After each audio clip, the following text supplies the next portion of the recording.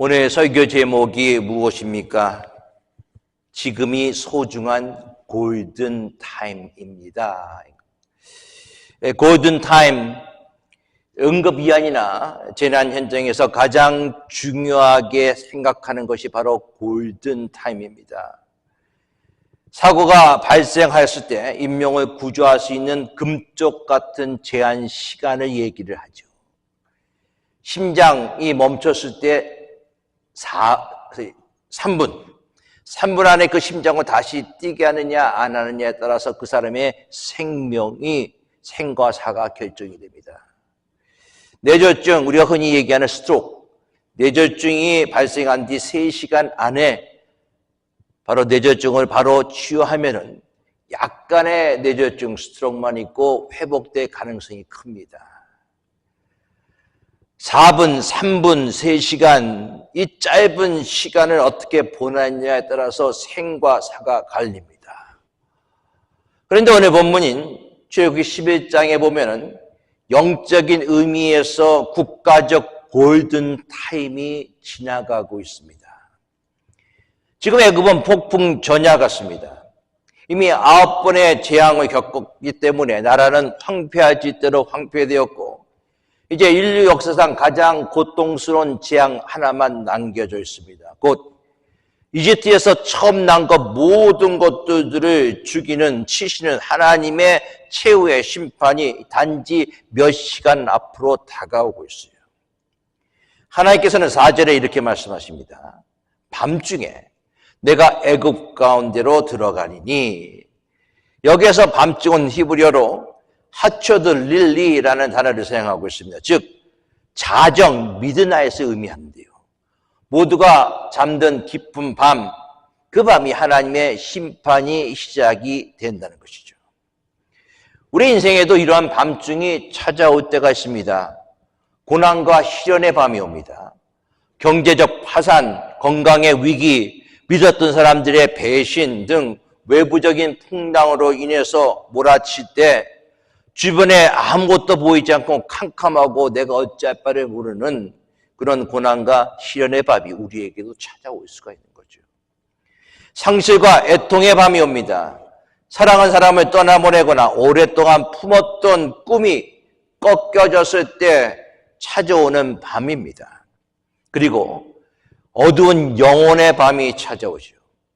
더 이상 기회가 없을 것 같은 영적인 막다른 골목에 섰을 때 이런 밤들이 우리에게 찾아오고 있습니다.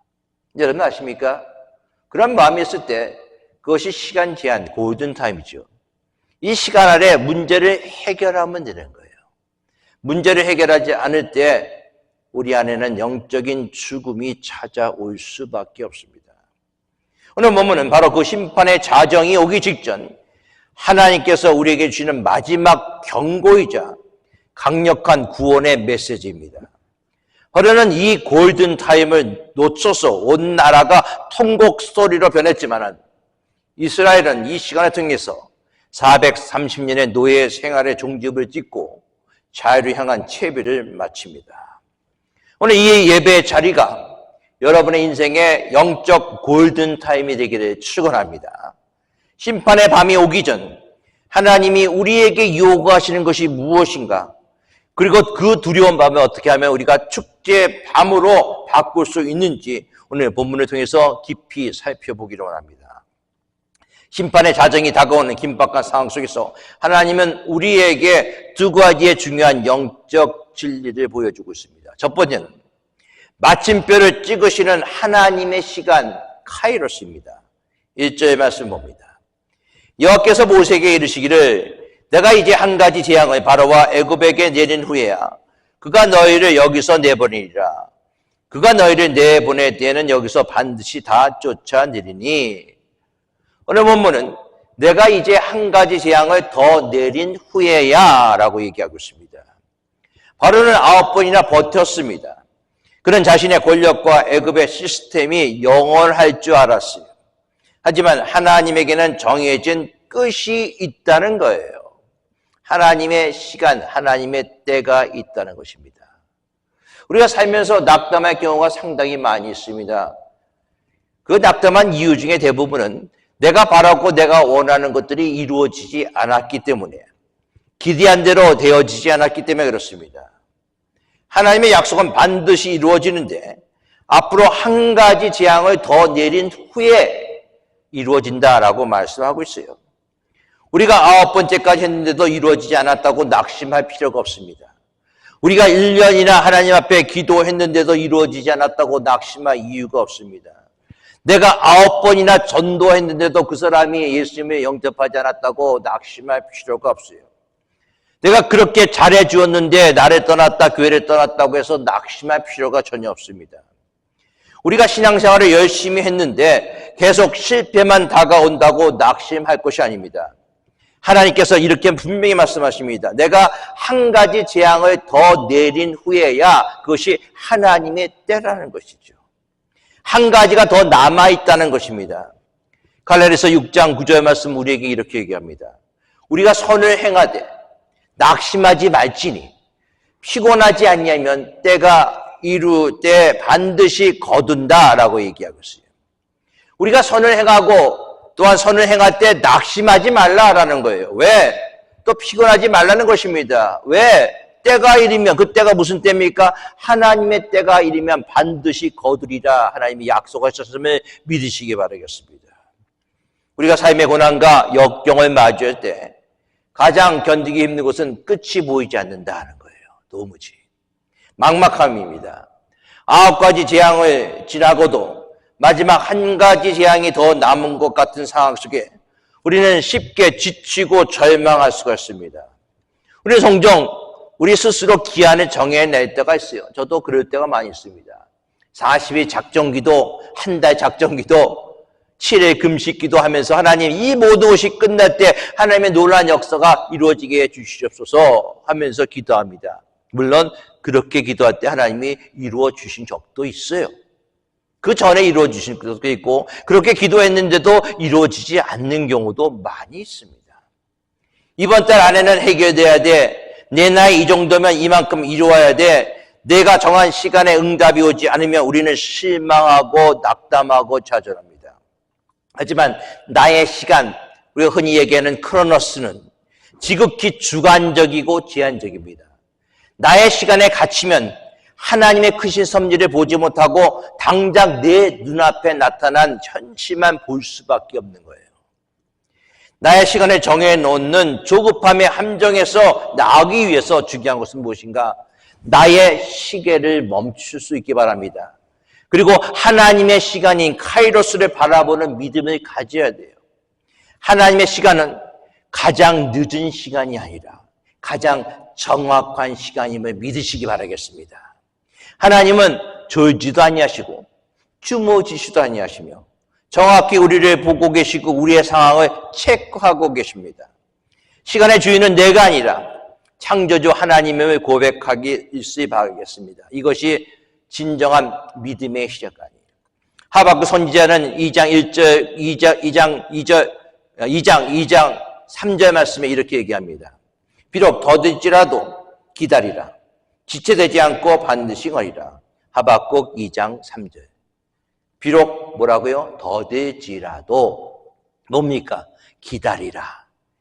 지체되지 않고 그 다음 중요합니다. 반드시 응하리라. 여러분들 믿으십니까? 사랑하는 성도 여러분, 내 손목시계를 보고 초조해하지 마십시다. 대신 만물을 운행하시는 하나님의 거대한 시계를 신뢰할 수 있기 바라겠습니다.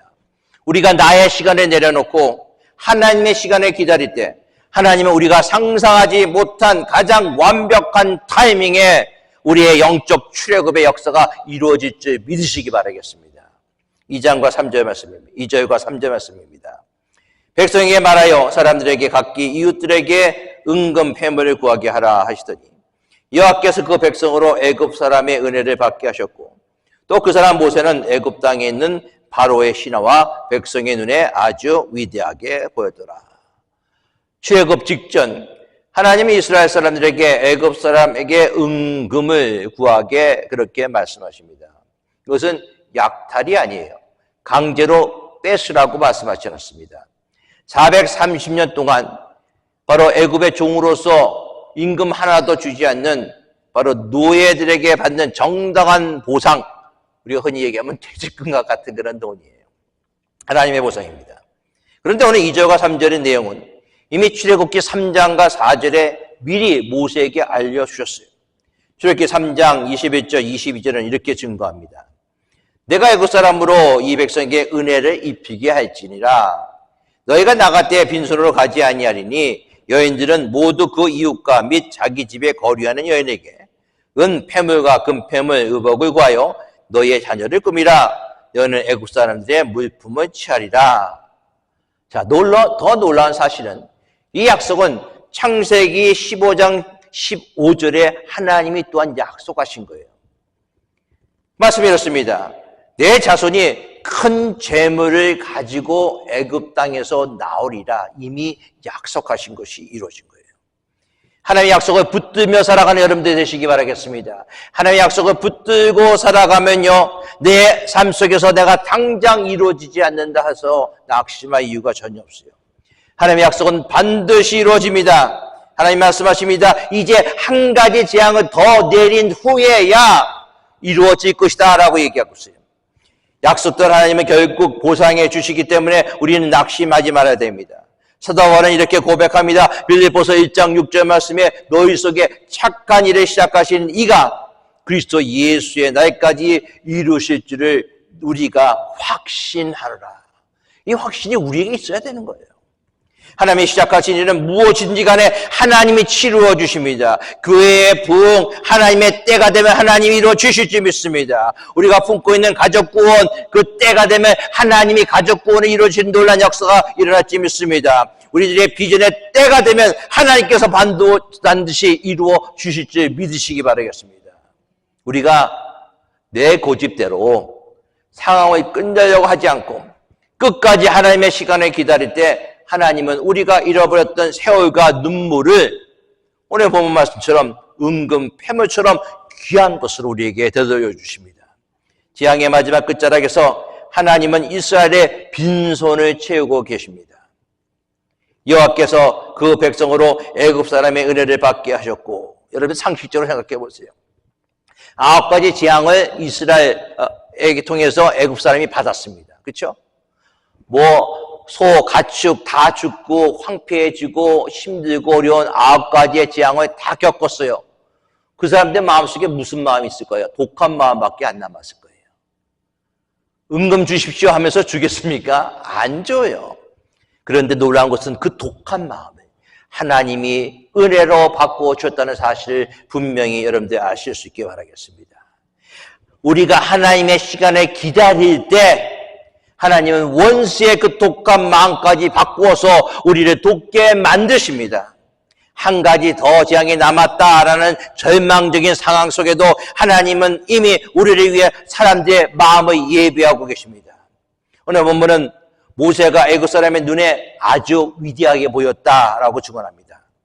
진정으로 우리가 하나님의 시간을 기다리는 자, 세상이 함부로 하지 못하는 그런 영적 권위를 우리가 갖출 수 있다는 거예요. 재앙이 진행되는 순간 모세는 수많은 비난과 위협을 견딜 수밖에 없었습니다. 그런 위축될 수밖에 없는 그런 상황 속에 있어요. 하나님의 때가 언젠가 모르는 그런 순간이 있었습니다. 사람들이 그를 통해서 비난합니다. 욕합니다. 바로가 기세등등하게 위협합니다. 그런데 그러한 상황을 하나님이 한순간에 바꿔주시는 거예요. 위대하게 만드시는 것입니다. 위대한 목사, 위대한 사모로 하나님이 만들어주시는 거예요. 왜? 끝까지 하나님의 약속을 믿고 견디고 참고 기다릴 때 하나님이 그렇게 만들어주시는 여러분임을 분명히 믿으시기 바라겠습니다. 여러분이 지나는 그 시간이 하나님이 위대한 역사를 이루시는 골든 타임임을 믿으시기 바라겠습니다. 두 번째로 생사를 가르는 골든 타임의 구별의 기준이에요. 4절과 6절 말씀 같이 봅니다. 모세가 바로에게 이르되 여호와께서 이와 같이 말씀하시기를 밤중에 내가 애굽 가운데로 들어가리니 애굽 땅에 있는 모든 처음 난 것은 왕이 앉아있는 바로의 장자로부터 맷돌 뒤에 있는 몸종의 장자와 모든 가축의 처음 난 것까지 죽으리니 애굽 온 땅에 전무후무한 큰 부르짖음이 있으리라. 여러분 인생의 마지막 경고 받으신 적 있습니까? 아니면 여러분 삶을 살면서 직장을 다니면서 You are fired 라고 하는 소리 들어본 적 있습니까? 이제 모세는 애굽의 완악한 통치자 바로에게 마지막 최후 통첩을 하고 있습니다.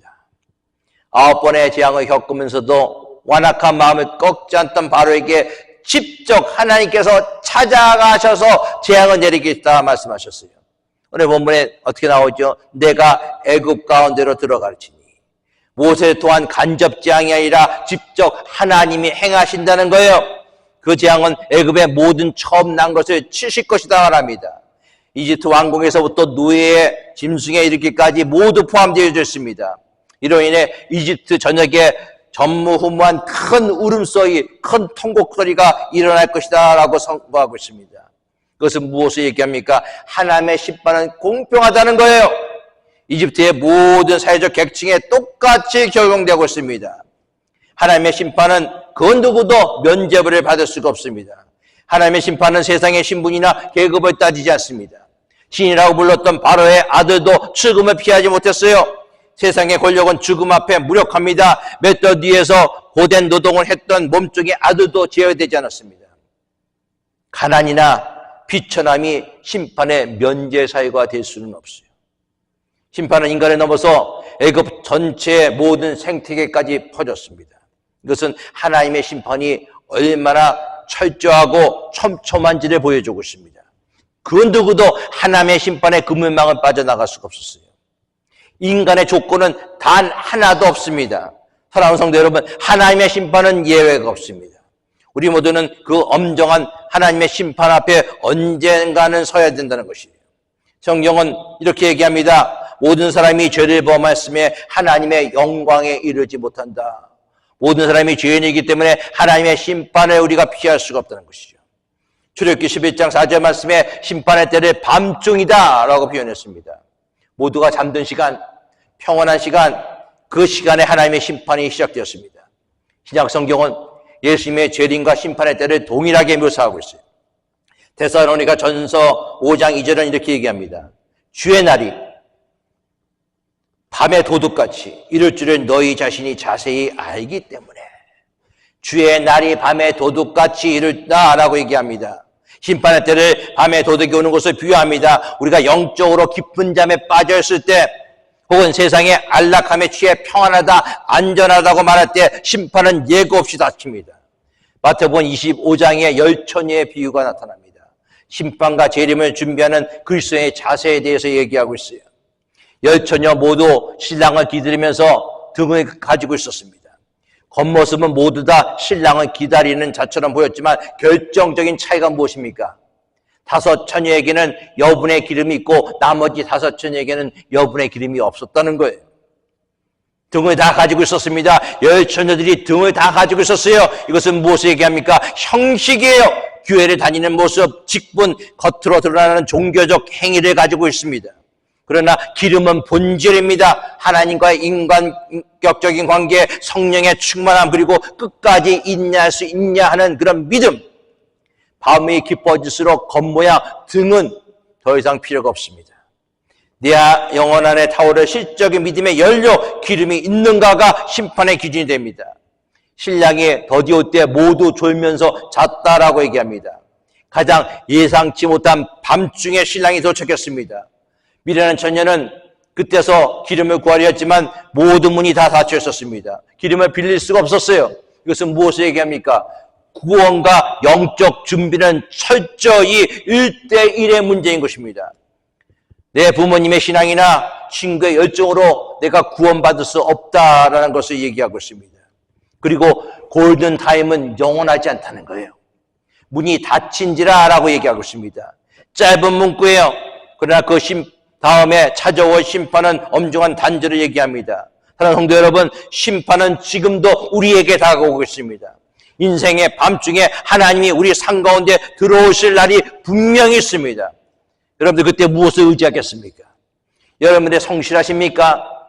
여러분들 도덕성이요? 아니면 직분입니까? 그것들은 심판의 밤에 아무런 소리를 내지 못할 것입니다. 심판은 준비된 자에게 가장 기다렸던 만남이 되고 준비되지 않았던 자에게 돌이킬 수 없는 후회가 됩니다. 아직도 잠 못 이루는 이 시간이 당신의 영혼의 기름을 채우는 복된 골든타임이 될 수 있기 바라겠습니다.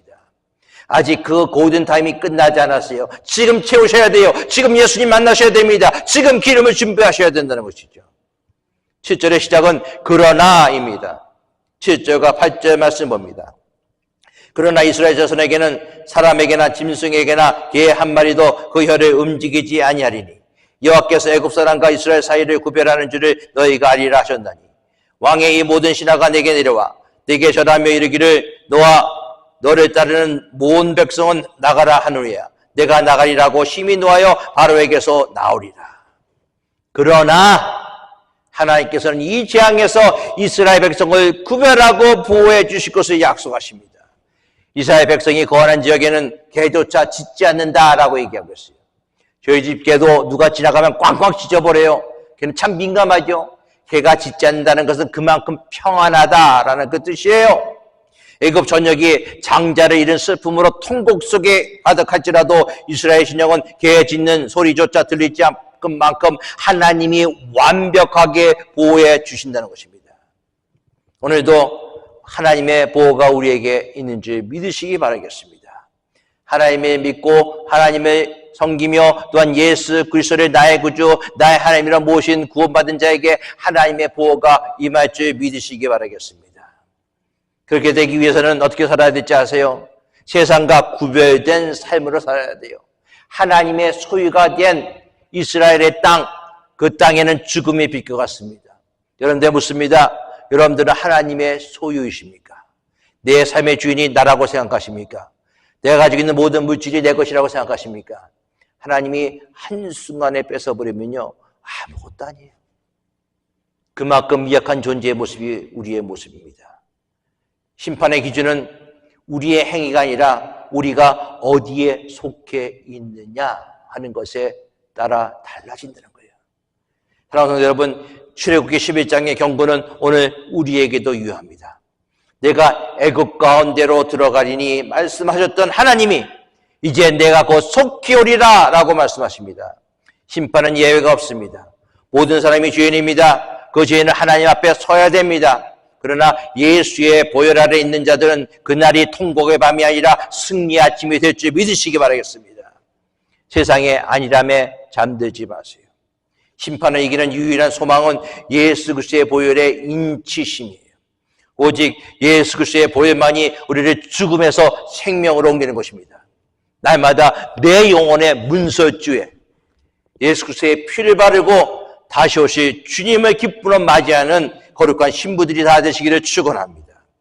8절에 모세는 바로의 자존심을 최대로 상하게 하는 최후의 예고를 하고 그를 떠납니다. 당신의 모든 신하들이 나를 찾아와 내게 절하며, 당신이 아닙니다. 당신의 신하들이 나를 찾아와 내게 절할 것입니다. 그리고 우리에게 떠나달라고 부탁할 것입니다. 그때 비로소 우리가 나갈 것입니다. 여러분들, 주도권이 이제 완전히 모세에게 넘어갔어요. 하나님에게 넘어간 것입니다. 성경은 모세가 심히 노하여 바로에게 나왔다라고 얘기합니다. 이런 개인적인 허프리가 아니에요. 9번째 재앙을 보고도 끝까지 변하지 않는 바로의 완악함을 버리는 인간의 교만, 하나님의 거역하는 죄에 대한 공의로운 분노입니다. 모세는 바로의 자존심을 완전히 꺾어버리고 심히 노하여 궁을 나왔다라고 얘기합니다.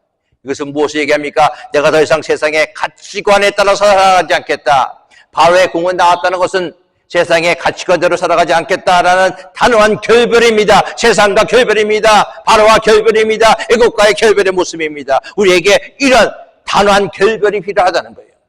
사랑하는 성도 여러분, 이제 세상의 눈치를 보며 굽신굽신거리는 삶을 끝내시기 바라겠습니다. 우리 영혼의 왕 중에 왕이신 예수 그리스도의 피가 흐르고 있습니다.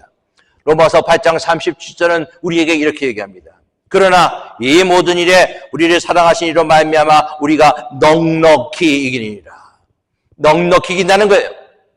여러분들, 연어는요, 알을 낳기 위해서 거센 폭포와 물살을 거슬러 올라가서 자기가 처음으로 태어난 곳으로 올라갑니다. 죽은 물고기는 그 물결대로 따라 떠내려갈 수밖에 없어요. 그러나 살아있는 연하는 물결을 거스립니다. 세상 우리에게 현실에 타협하라 라고 얘기합니다.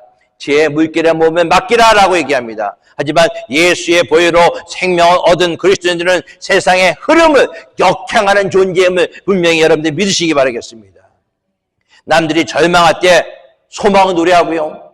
남들이 욕심 부릴 때 나눠주는 삶, 그것이 바로 세상의 상식을 뒤엎는 역전의 삶임을 믿으시기 바라겠습니다.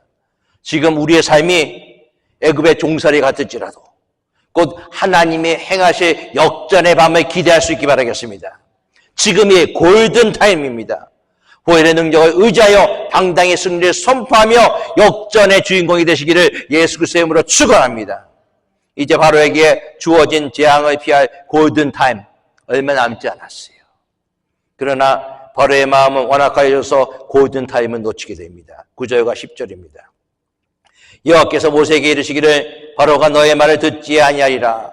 그러므로 내가 애굽 땅에서 나의 기적을 더하리라 하셨고 모세와 아론이 이 모든 기적을 바로 앞에 행하였으나 여호와께서 바로의 마음을 완악하게 하셨으므로 그가 이스라엘 자손을 그 나라에서 보내지 아니하였더라. 9절과 10절은 모든 것을 정리하는 내용입니다. 결국 바로는 말을 듣지 않았어요. 얼마나 뺀뺀한지.